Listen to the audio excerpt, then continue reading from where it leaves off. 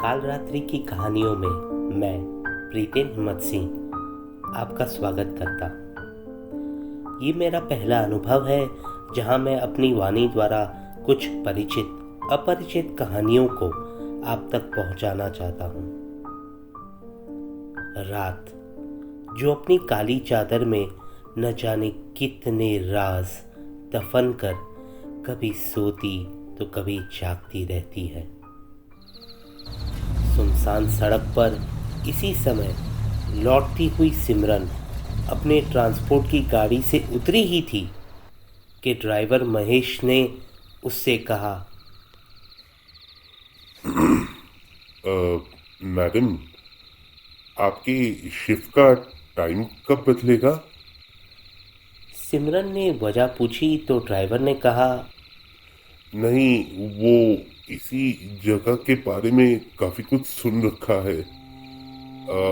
पिछले 3 महीनों में 4 लोगों की मौत यहाँ एक्सीडेंट में हुई थी, जिनमें से 3 मेरी तरह ड्राइवर ही थे। सिमरन ने इसे मजाक समझकर हंस दिया और जाते जाते इसके बारे में सोचकर जवाब देने की बात कही। महेश ने डरते डरते गाड़ी को रिवर्स में डाला और बिल्डिंग के पीछे के रास्ते से निकला ही था कि उसे किसी के हंसने की आवाज़ सुनाई दी।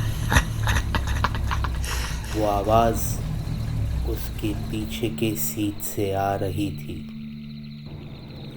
गाड़ी का ब्रेक लगाकर जब उसने पीछे देखा तो वहाँ कोई नहीं था।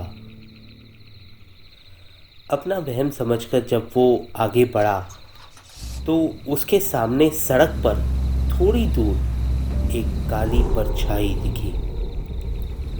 डैशबोर्ड पर बैठे हनुमान जी का स्मरण करके महेश ने धीरे धीरे गाड़ी आगे बढ़ाई। वो काली परछाई महेश की गाड़ी के साथ आगे बढ़ती जा रही थी और धीरे धीरे उसके पास आ रही थी। घबराकर महेश ने हनुमान चालीसा पढ़ना शुरू कर दिया था और वो परछाई अब मानो उसकी गाड़ी के शीशे के बाहर उड़ रही थी। महेश को तब अपने गुरु की बात याद आई, जो हमेशा कहा करते थे, जिसके मुख पर श्री राम का नाम होगा, उसका रक्षक सदैव हनुमान होगा।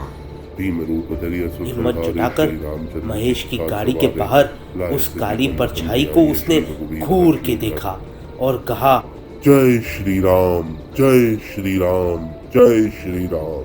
ये रघुपति की नींव बहुत बढ़ाई, तुम प्रिय शक्तियाँ कितनी भी बलशाली क्यों न हो, उस परम शक्ति के आगे टूट ही जाती है। वो काली परछाई एक पल में ही गायब हो गई और महेश को जैसे बजरंगबली का बड़ा आशीर्वाद उसकी जिंदगी के रूप में मिला। अगली रात जब महेश सिमरन को छोड़ने आया तो सिमरन ने उसके नाइट शिफ्ट के परमानेंट होने की बात कही।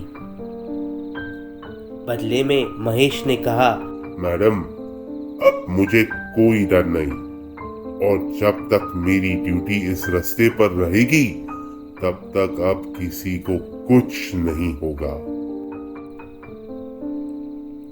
सिमरन को महेश की बात समझ नहीं आई और शायद किसी को ये पता ही नहीं चलेगा कि ऊपर वाला बुराई को खत्म करने के लिए ऐसे ही सिपाहियों को तैयार करता रहेगा।